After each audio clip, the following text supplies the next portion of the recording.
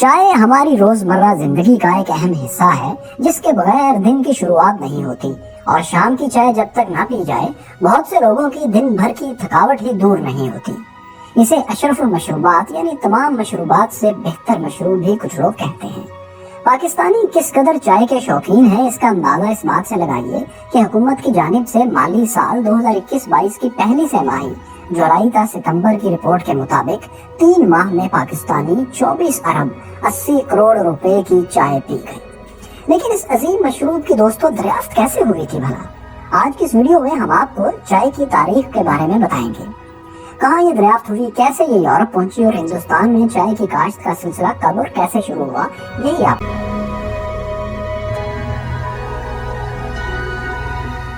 دوستو چائے کی دریافت کا سہرا چینی شہنشاہ شین ننگ کے سر جاتا ہے، جو چینی عقائد کے مطابق ہربلسٹ اور زراعت کا ایگریکلچر کا بانی تھا۔ اس نے 2737 قبل از مسیح میں پہلی بار چائے دریافت کی۔ اس حوالے سے 2 روایات بہت مشہور ہیں۔ ایک لیجنڈ کے مطابق شہنشاہ شین ننگ نے اپنے ایک مذہبی سفر کے دوران غلطی سے زہر والی ایک جڑی بوٹی کھا لی، جس سے ان کی حالت غیر ہو گئی۔ وہ موت کے قریب پہنچ گئے کہ اچانک کہیں سے ایک پتا اڑتا ہوا آیا اور ان کے منہ میں چلا گیا۔ بادشاہ شین ننگ نے اس پتے کو چبا لیا۔ اب جیسے ہی انہوں نے اس پتے کو کھایا تو اس کے بعد ان کی طبیعت قدرے بہتر ہونا شروع ہو گئی۔ وہ پتا دراصل اس زہر کا توڑ تھا جو انہوں نے چبا لیا تھا۔ وہ چائے کے پتے تھے دراصل جو ان کے منہ میں اڑتے ہوئے آ گرے تھے اور ان کی جان بچ گئی تھی۔ لیکن ایک دوسری روایت کے مطابق شہنشاہ شین ننگ اپنے سفر کے دوران تھک کر ایک درخت کے سائے میں کچھ دیر آرام کے لیے بیٹھ گئے اور اپنے ملازم کو حکم دیا کہ ان کے لیے پانی ابالا جائے۔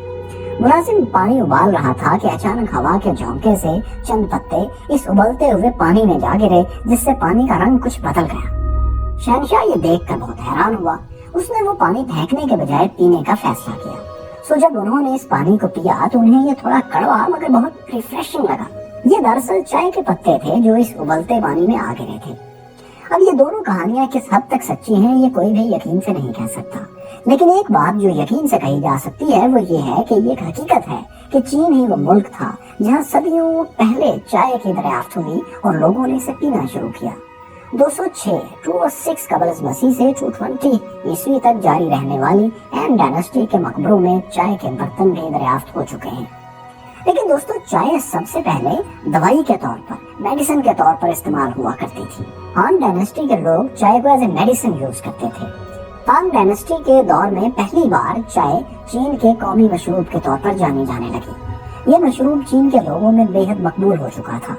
اس کا اندازہ اس بات سے لگائیے کہ 8ویں صدی کے آخر میں بو یو نامی مصنف نے چائے کے بارے میں اپنی ایک مکمل کتاب تحریر کی جس کا نام تھا دا چائے چنگ یعنی ٹی کلاسک۔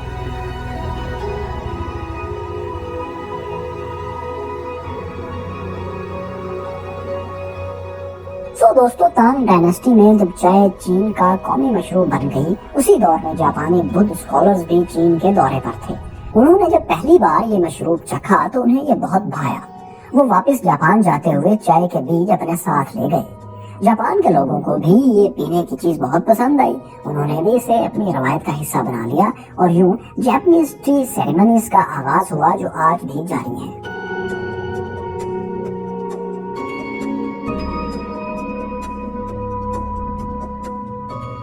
مائیکیورس فیلوز یورپ میں سب سے پہلے پرتگالی لوگوں نے اس دلفریب مشروب کا مزہ چکھا تھا۔ وہ اس لیے کہ ایشیا میں سب سے پہلے پرتگالی تاجر اور مشنریز آتے رہتے تھے۔ انہوں نے اس مشروب کو پیا تو انہیں بھی یہ پسند آئی اور واپس جاتے ہوئے وہ گھر والوں اور اپنے عزیز دوستوں کے لیے بطور تحفہ یہ مشروب ساتھ لے گئے۔ لیکن اگر چائے کی تجارت کی بات کی جائے تو دوستو چائے کی تجارت سب سے پہلے ہالینڈ کے لوگوں نے شروع کی تھی۔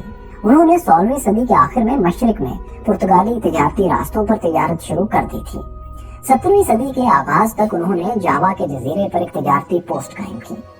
1606 میں جاوا کے جزیرے سے ہی چائے کی پہلی کھیپ چین سے ہالینڈ بھیجی گئی۔ چائے جلد ہی ڈچ لوگوں میں ایک فیشنیبل مشروب بن گئی اور وہاں سے یورپ کے دیگر ممالک میں پھیلتی چلی گئی، لیکن اس دور میں اس کی قیمت زیادہ ہونے کی وجہ سے یہ صرف امیروں کے لیے ڈرنک بن کر رہ گئی۔ غریب لوگ اسے بمشکل ہی خرید سکتے تھے اور پینا بھی ان کے لیے اسے مشکل ہی تھا ظاہر۔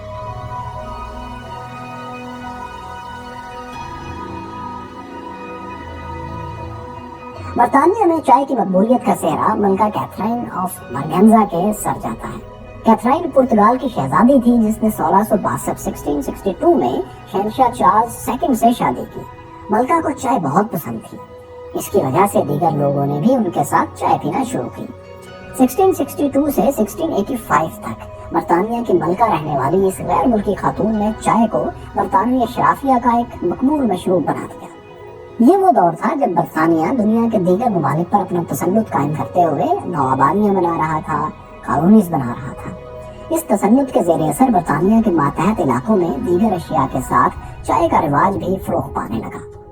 1700 تک چائے یورپ میں کافی سے 10 گنا زیادہ فروخت ہونے لگی، لیکن اس کی کاشت ابھی تک صرف چین ہی میں ہوتی تھی۔ اس دور میں چائے کی تجارت ایک منافع بخش کاروبار بن چکی تھی اور بڑے بڑے سمندری جہاز صرف چائے کی کھیپوں کو ایک سے دوسرے ملک پہنچایا کرتے تھے۔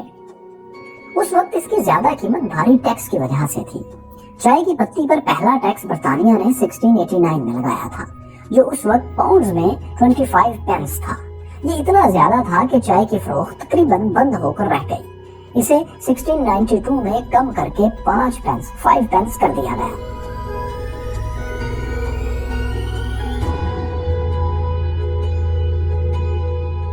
دوستو، فرانس سے 7 سالہ جنگ کی وجہ سے برطانوی حکومت مقروض ہو گئی تھی۔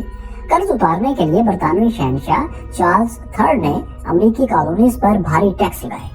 1767 میں امریکیوں کو کاغذ، پینٹ، شیشے، سیسے اور چائے پر ٹیکس ادا کرنے کا حکم دے دیا گیا۔ امریکیوں کے احتجاج پر باقی ٹیکس تو حکومت نے واپس لے لیے، مگر چائے پر ٹیکس برقرار رہا۔ جب چائے پر ٹیکس لگا تو امریکنز نے اس کمپنی کی چائے کا بائیکاٹ کر دیا اور ڈچ کمپنی سے چائے اسمگل کر کے پینے لگے۔ اس اسمگلنگ کی وجہ سے ایسٹ انڈیا کمپنی کی چائے ایکسپورٹ ہونا بند ہو گئی اور ٹنوں کے حساب سے چائے کی پتیاں اس کے گوداموں میں گلنے سڑنے لگی۔ اب برٹش پارلیمنٹ نے یہ کیا کہ ایسٹ انڈیا کمپنی کو نقصان سے نکالنے کے لیے 1773 میں ٹی ایکٹ پاس کیا۔ اس ایکٹ کے تحت امریکن کالونیز میں چائے بیچنے کے مکمل رائٹس صرف ایک کمپنی یعنی ایسٹ انڈیا کمپنی کو دے دیے گئے۔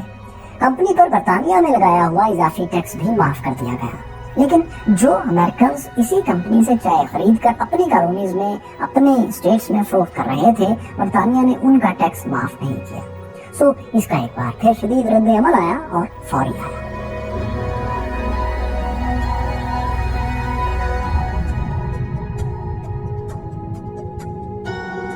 امریکی شہر بوسٹن کے تاجروں نے ایک خفیہ تنظیم بنا رکھی تھی جسے سنز آف لبرٹی، آزادی کے سپوت کہا جاتا تھا۔ 16 دسمبر 1773 کی رات اس تنظیم کے درجنوں لوگ بوسٹن کے بندرگاہ پر کھڑے 3 جہازوں پر چڑھ گئے۔ ان جہازوں پر ایسٹ انڈیا کمپنی کی چائے لدی ہوئی تھی۔ حملہ آوروں نے نیٹو امریکنز جیسے لباس پہن رکھے تھے اور ان کے پاس نیٹو امریکنز کی وہ مشہور زمانہ کلہاڑیاں بھی تھیں جنہیں ٹوماہاک کہا جاتا ہے۔ تو انہی کلہاڑیوں سے انہوں نے چائے کے 342 صندوقوں کو چیر ڈالا اور پھر یہ صندوق اور ان میں بھری ہوئی 45 ٹن چائے، جس کی قیمت آج کی کرنسی میں $10 لاکھ کے قریب بنتی ہے، پانی میں بہا کر ضائع کر دی۔ اس واقعے کو تاریخ میں بوسٹن ٹی پارٹی کے نام سے یاد کیا جاتا ہے، یعنی بوسٹن میں چائے کی دعوت۔ برطانوی فوج نے اس کا بدلہ لینے کے لیے شہر پر حملہ کیا اور عام لوگوں کو ہراساں کیا۔ یہی وہ واقعہ تھا جس کے بعد امریکی کالونیز نے برطانوی تسلط سے آزادی حاصل کرنے کا فیصلہ کیا تھا۔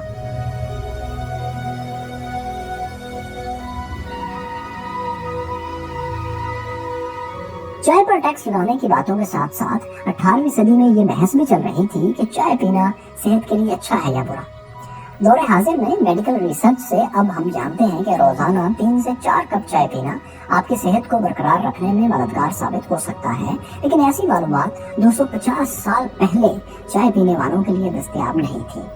اس دور میں دولت مند مخیر حضرات خاص طور پر پریشان تھے کہ کہیں محنت کش طبقے میں چائے کا زیادہ استعمال کمزوری اور اداسی کا باعث نہ بن جائے۔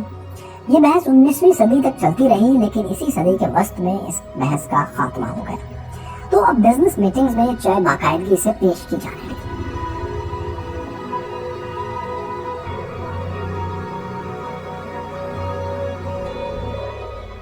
19ویں صدی کے وسط تک برطانیہ ایک مضبوط سلطنت، ایک پاورفل ایمپائر بن چکی تھی۔ اس کی دنیا کے بڑے حصوں پر حکمرانی قائم تھی۔ इंडिया पर भी बरतानवी राज कायम था।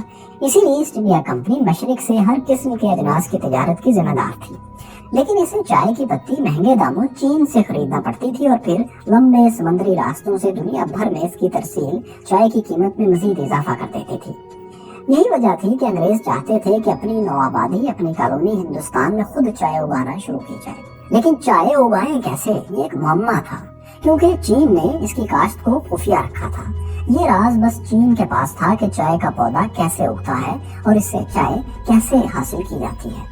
तो दोस्तों, चाय की काश्त का राज जानने के लिए ईस्ट इंडिया कंपनी ने अपना एक जासूस रॉबर्ट फॉर्चून 1848 में चीन भेजा। रॉबर्ट तरबियत याफ्ता एक्सपर्ट बॉटनिस्ट था। उसे इतना तो मालूम था कि चाय की काश्त के लिए चंद पौधों से काम नहीं चलेगा, बल्कि उसे एक बड़ी तादाद में पौधे और उनके बीज स्मगल करके हिंदुस्तान लाना पड़ेंगे ताकि वहाँ चाय की पैदावार बड़े पैमाने पर शुरू हो सके। लेकिन उसके साथ साथ उसे चीनी मजदूरों की भी जरूरत थी ताकि वो हिंदुस्तान में चाय की सनती बुनियादों पर काश्त और पैदावार में मदद दे सके। अपने इस मिशन के लिए रॉबर्ट फॉर्चून ने एक चीनी ताजर का रूप धारा और चीन रवाना हो गया। उसने चीनी सूबे फौजियान का रुख किया, जहाँ के पहाड़ों में सबसे उम्दा काली चाय उगती थी। रॉबर्ट का ये मिशन कामयाब रहा और वो चीनी हुकाम की आंख बचाकर चंद पौधे, बीज और मजदूर भी हिंदुस्तान स्मगल कर लाया। ईस्ट इंडिया कंपनी ने इसकी निगरानी में आसाम के इलाके में ये पौधे उगाना शुरू किए। यूं दोस्तों, हिंदुस्तान में चाय की काश्त का बाकायदा आगाज हुआ। चीनी लोग तो हजारों बरस से खौलते पानी में पत्ती डालकर पिया करते थे, मगर अंग्रेजों ने इस मशरूम में पहले चीनी डाली, उसके बाद दूध भी डालना शुरू कर दिया और वो चाय वजूद में आई जो आज आप और हम पीते हैं। दोस्तों, हमारी ये चाय की तारीख आपको कैसी लगी? कमेंट्स में जरूर लिखिए। शुक्रिया।